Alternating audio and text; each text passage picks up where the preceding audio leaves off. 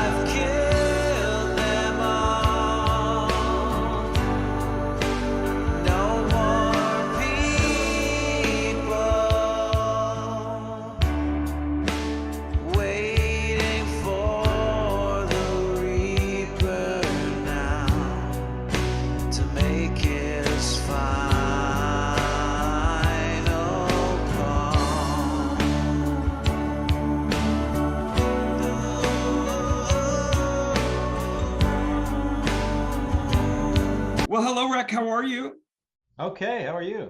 Rec, doing so much better now that we are finally talking. It's been months on the books, and my gosh, you are a Renaissance man. I mean, you sing, you songwrite, you perform, you produce. I want to know, though, first and foremost, where were you born, Rec, and when did you realize that music was going to be something more than just a hobby?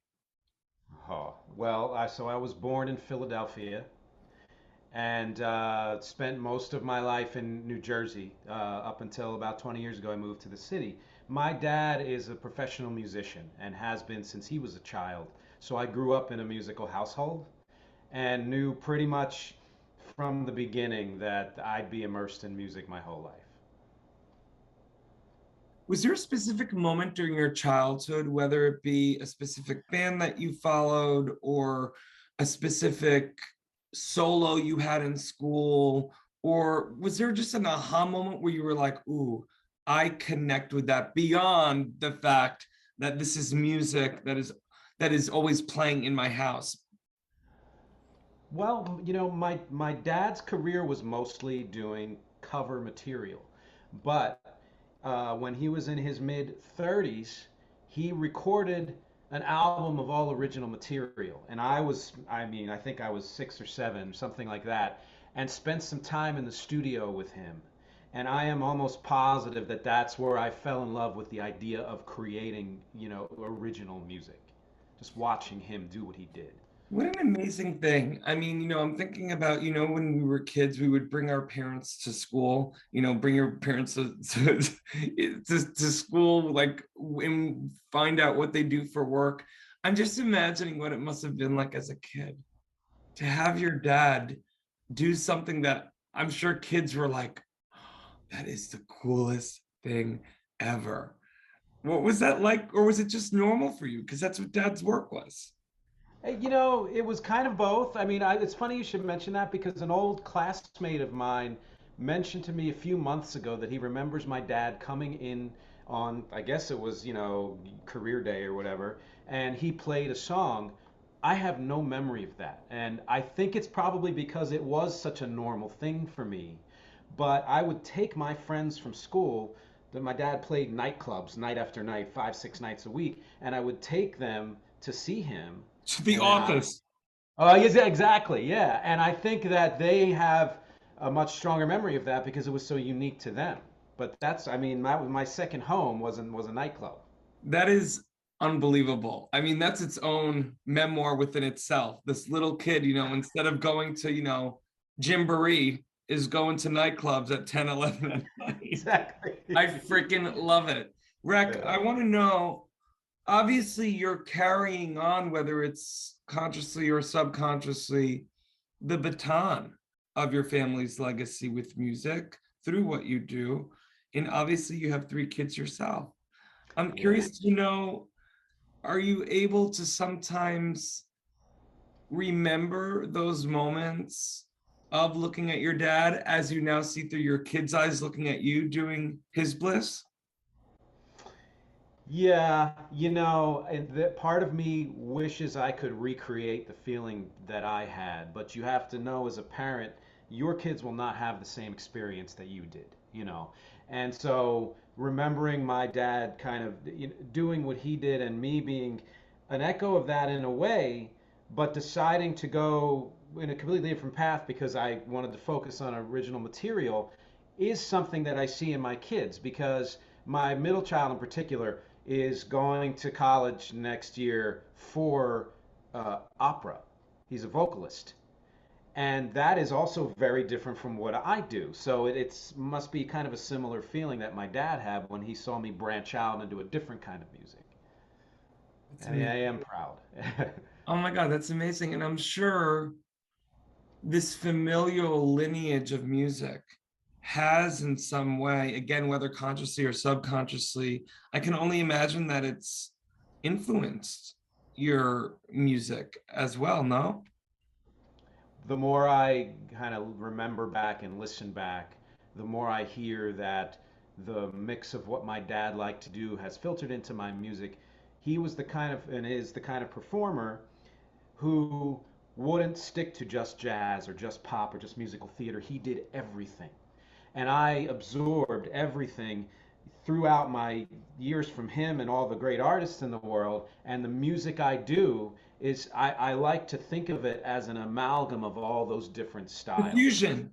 It's a Yeah. fusion, and it Yeah. definitely is seen through your work. And I want you to talk a little bit about what you like to call, the magnum opus of rec, the weird objective. Talk to me a little bit about the impetus for that magnum opus.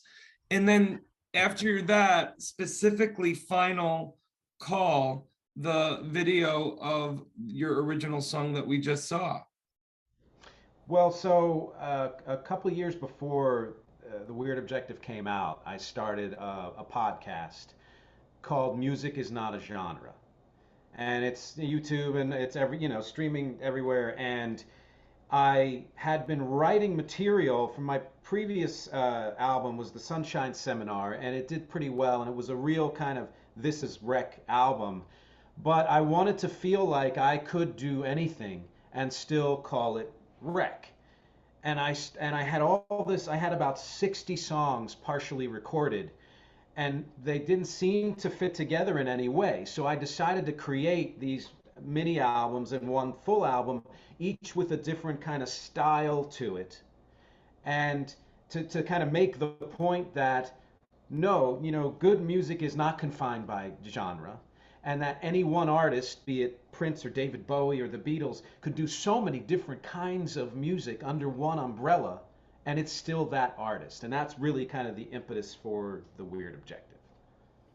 That's incredible. And specifically Final Call, Rec. What was the impetus behind that song? So anytime, what I think of when you're a songwriter is you try to make a nugget of an idea or something that happened to you or an emotion, and you extrapolate it. You bring it out to its fullest realization.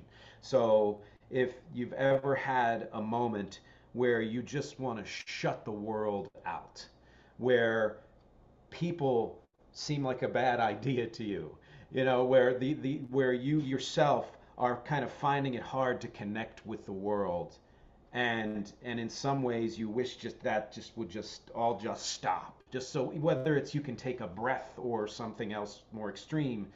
That was the idea behind the song Final Call. Wow.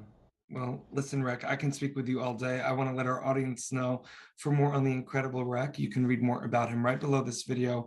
Rec, I love that you took this nugget of an idea called originality from that time in the studio with your dad, you took the baton, lit the flame, passed it on through your music to your kids. And the fact that you are still doing it with this unapologetic childlike sense of wonder, perhaps even the same type of childlike sense of wonder you had when you were a kid listening to your dad jam in a nightclub that you were inappropriately in at 11 at night. But I love that you continue to keep the momentum of this notion of authenticity, originality, and creating one's destiny and not being shackled by the world or the music world's notion that artists need to be fitting into one box. You've done it with this magnum opus, you do it through your songs, and you do it just through your artistry. And I find it incredibly inspiring and aspiring to look up to. Well, thank you. Thank you. That means a lot. I mean, you don't always know what your objective is when you start out. You have to discover it through the process of creation. And that's, I feel like I've had time to do that, and I've done it, and the more I can share that with everyone, the better it feels. Amen, Rick. Amen. Well, listen, I'm so excited you're coming on board this incredible new social media app, FENIX360, where you're going to be able to connect and collaborate with artists all over the country and world. And on top of that, too, I'm excited that we're now connected, Rick. Thank you for your time today. Me too, and thank you so much.